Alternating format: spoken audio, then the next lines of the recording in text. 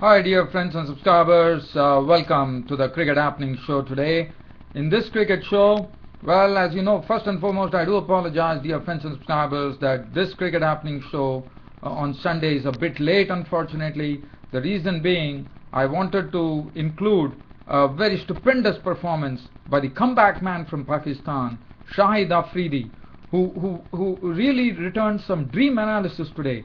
He took 7 wickets by totally mesmerizing the West Indies batting attack by taking his bowling figures right. He was the man of the match. First he actually led the team with the bat. He was the highest scorer with the bat, scoring 76 of 55 balls with 6 fours and 5 sixes, coming at a time when Pakistan were absolutely reeling because of the Jason Holder strikes, in the sense that the top of the order, Jason Holder has reduced Pakistan to 47 for 5 at one stage, and then the partnership between Shahid Afridi and Misbah had taken the score to 167. Shahid Afridi's contribution being 76 of 55, delivered 6 fours and 5 sixes. He decided to take the attack to the rival camp, and Pakistan reached 224. And once it was the turn for West Indies to bat, well, West Indies were hit hard by Mohammad Irfan initially, but what Shahid Afridi first did with the bat and then now shown with the ball too, and this was the moment for Shahid Afridi to really celebrate, because on his comeback, as I said, Shahid Afridi was not there in the ICC Champions Trophy. I have been always watching for Shahid Afridi. I said I was a bit surprised that Shahid Afridi was left out of the Pakistan cricket team in a major tournament like the ICC Champions Trophy, but see what he did today. First he did with the bat, and with the ball he went one up by bowling 9 overs, 3 maidens, 12 runs, and taking 7 wickets for 12 runs with a mesmerizing spin bowling which actually befuddled the West Indies batsmen, and the West Indies batsmen absolutely collapsed in a heap, and West Indies were all out for 98 in reply to Pakistan's 224, and in the process losing the match by 126 runs, a huge margin. And another thing is that the Guyanese crowd were absolutely disappointed, because cricket, the one-day international, was returning to Guyana after quite a long time, after a span of 2 years, and this was terrible disappointment for the Guyanese fans. But Shahid Afridi, the man of the match, on his comeback game for Pakistan, what an effort. So I'll come to that later. But then we can't overshadow what happened in the Ashes Test. Well, we know that it was a foregone conclusion that England were going to win the first Test match. Yes, they won, but let me tell you, it was not so easy for them. In fact, initially England did everything pretty quickly, with Anderson actually picking up 3 wickets pretty quickly in the morning by dismissing Agar for Ashton Agar, the debutant, was sent pretty early for 14. Stark was a goner and Siddle was gone, and they were reduced to 231 for 9 at that stage. But the partnership between James Pattinson and Brad Haddin, as I said yesterday, that it was very essential that Brad Haddin stayed. Yes, Brad Haddin definitely stayed there, but he couldn't really take on Australia to victory. But what he did was he brought Australia pretty close to victory.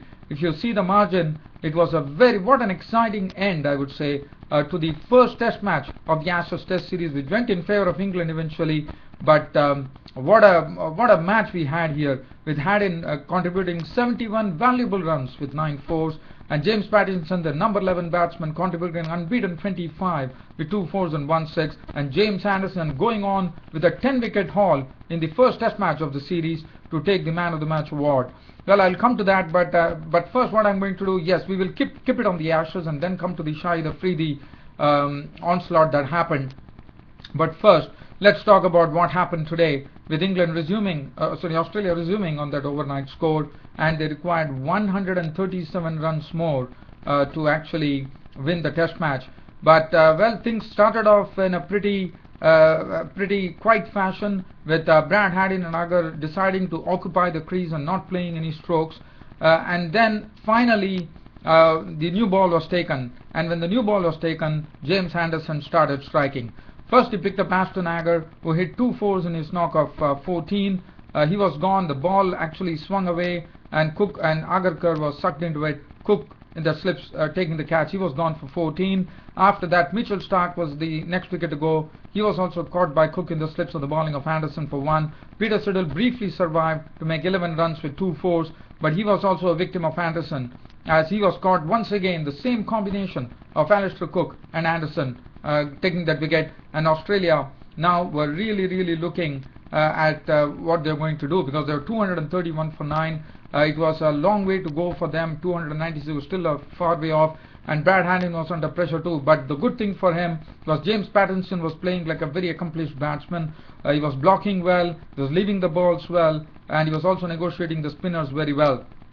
But Brad Haddin then Brad Haddin was a bit wide, but Brad Haddin also hit 3 boundaries of the bowling of Stephen Finn, and slowly started deciding that there is only 1 wicket left and he has to really take up the challenge, and that's what he precisely did. What a knock from Brad Haddin, really saw off that quiet face and slowly started playing his strokes, and whatever strokes he was playing, it was done with absolute timing, and Brad Haddin was looking good, and he was like a real sort of a thorn for England there. As the match stretched beyond lunch, 30 minutes extra time was played when the last wicket pair was there, as is the case as is the case in the ICC, where if the last man is there's only 1 wicket to go, they really go the extra mile, the extra half an hour. That's what they did, but they still couldn't get a wicket, and then lunch was taken, and after lunch it was not much that Australia could do. But as I said, James Pattinson also hit a very good 6 for the bowling of Graham Swan, and Brad Haddin, as I said, he was the real hope for Australia. But as long as Brad Haddin was there, hope was there for Australia. But this partnership was also frustrating England, because from 231 this really frustrated them no end, because it added 65 runs.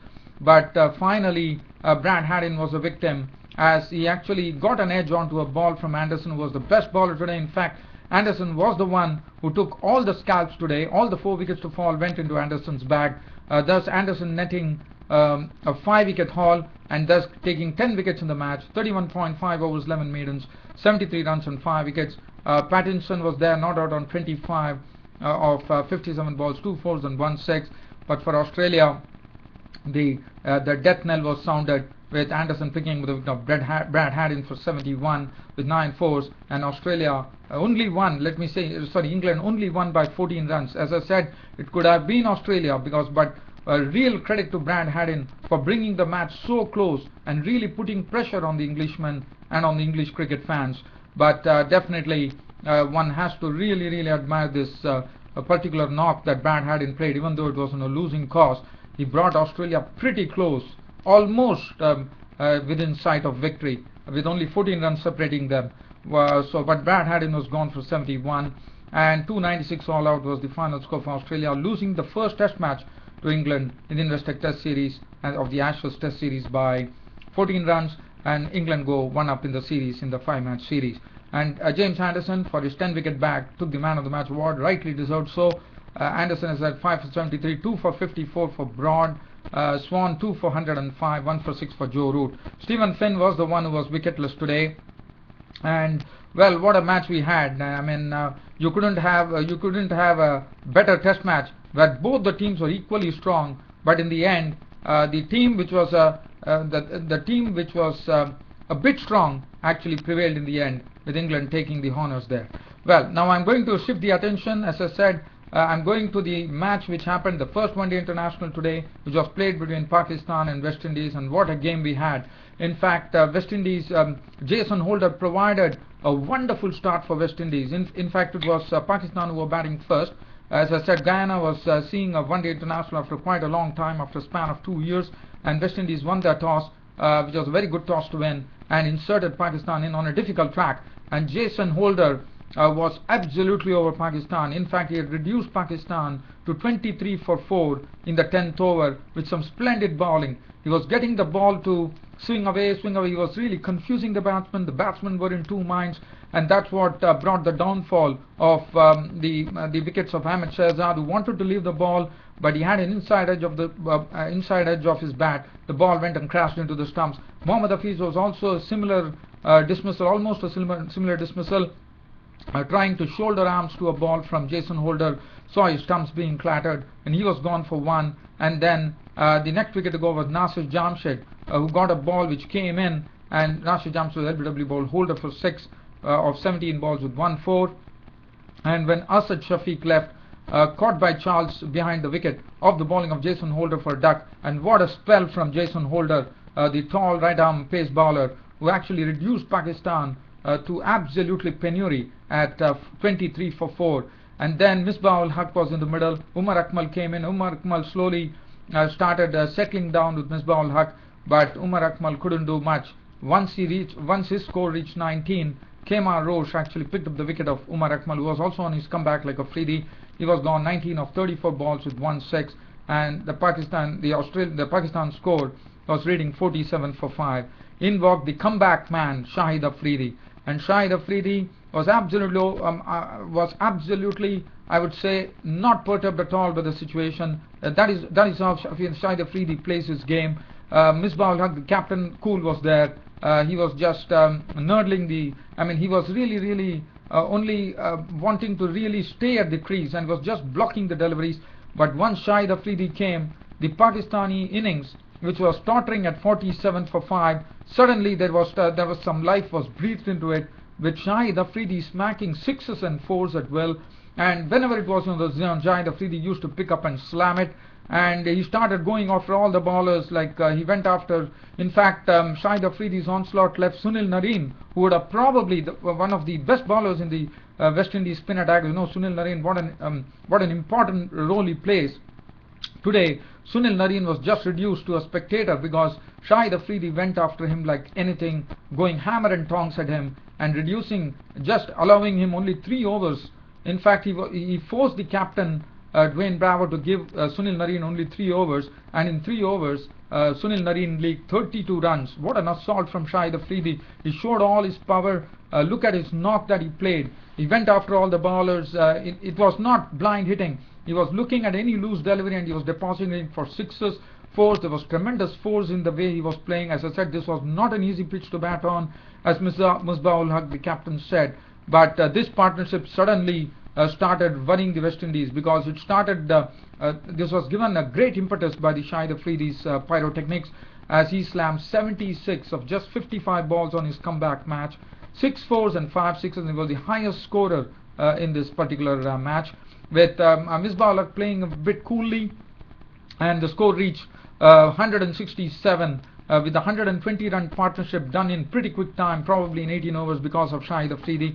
Misbah-ul-Haq was really playing the sheet anchor role to perfection there. If you look at Misbah-ul-Haq's knock, he only contributed 52 runs of 121 balls with 1 4, whereas Shahid Afridi slammed 76 of 55 deliveries with 6 4s and 5 6s, and that's the precise reason I've always been telling that Shahid Afridi has a lot of cricket left in him, and what a knock he played. And then after that, there was not much to talk about, with Riaz out for 7, Ajmal was not out 15. Mohammad Irfan hit the last ball for a boundary for the Pakistani innings because of the Shahid Afridi assault. It's going on to 224 for 9, a respectable score under the circumstances on a difficult pitch. The bowling figures, Jason Holder, splendid bowling figures, but it was all undone by Shahid Afridi later. But Jason Holder absolutely stood out. 10 overs, 4 maidens, 13 runs and 4 wickets, 2 for 38 for Kemar Roche. I'm not going into the bowling figures, as I have to really talk about the Shahid Afridi bowling here. As far as West Indies were concerned, they were bowled out for 98. It all started with Johnson, Mohammad Irfan with the new ball, picking up the wicket of Jason Charles with a beautiful Yorker that snuck under Johnson Charles' bat and disturbed the stumps. He was gone for duck. Dwayne Bravo tried to play a leg side flick, and he was gone, caught down on the leg side by Umar Akmal, the bowling of Mohammad Irfan for 5. And suddenly there was more trouble for West Indies, as Chris Gale was run out by a direct hit from Misbah-ul-Haq, the Pakistan captain, for 1, which reduced West Indies to 37 for 3 in the 5th over. After that, Lendy Simmons and Samuels had to really survive that session. They slowly started doing it, but in between Simmons, this is the time Shahid Afridi was introduced into the attack, and after that it was nothing that the West Indies could do, as Shahid Afridi with his mix of leg spin, googly, the sliders, and the faster one that he bowls, the sliders and the other, whatever the balls, whatever the weapons that he had in his repertoire as a bowler, he unleashed everything, and wickets started coming to him absolutely quickly. As first to go was Lendy Simmons. In 1 over he dismissed both he dismissed both Lendl Simmons and Darren Bravo in quick succession. In fact, Dan Bravo's wicketing of Mohammad Irfan. So the Dwayne Bravo, the captain, was gone of 2 consecutive balls. So Simmons was gone, stumped Umar Akmal. He was beaten by the flight. He was gone for 10. Dwayne Bravo didn't know anything about a Shahid Afridi delivery. He was LBW for a duck. Kieron Pollard tried to hit Afridi. He was taken, catch in the deep was taken by Wahab Riaz. He was gone for 3. After that, there was nothing. Only Darren Sammy stood out with 21 of 43 balls. It was all Shahid Afridi after that. After the 3 wickets, all the wickets went to Shahid Afridi. What a bowler Shahid Afridi turned out to be. Kemar Rose was caught and bowled by Afridi. Afridi was removed from the bowling attack. After 6 overs, he was brought back by Misbah Haq, and Shahid Afridi finished off the West Indies innings for 98. With Kemar Rose caught and bowled by Afridi for 1. Sunil Narine was caught. Jamshid bowled Afridi for 14 with 2 fours. Holder was LBW bowled Shahid Afridi. The last wicket to go, 98 all out. West Indies losing the match by a huge margin of 126 runs. And what a dream spell for the comeback man from Pakistan, Shahid Afridi. 9 overs, 3 maidens, 12 runs and 7 wickets. A stupendous performance. The second best one-day analysis, one-day match analysis, one could say. Chaminda was also a record of Sri Lanka with 8 wickets, and Shahid Afridi, one can really put that in real print. 9 overs, 3 maidens, and you could probably embed it. 9 overs, 3 maidens, 12 runs and 7 wickets. Mohammad Irfan giving them the breakthroughs in the initial stage. 7 overs, 2 maidens, 2 for 17. Asad Ali bowled superbly, 5 overs for 13. Riaz none for 8 of 5 overs. Ajmal 7 overs for 25. Hafiz 8 overs, 1 maiden, none for 16. Shahid Afridi, the comeback man from Pakistan, on his comeback game, putting up an all-round performance. First with the bat by slamming 76, and then picking up 7 wickets for 12 runs. Can you believe it? What a performance from Shahid Afridi. Really showing what he can do with the bat and as well as the ball. Well, the second one-day international coming up on Tuesday. Well, we should have a real cracker of a game there too.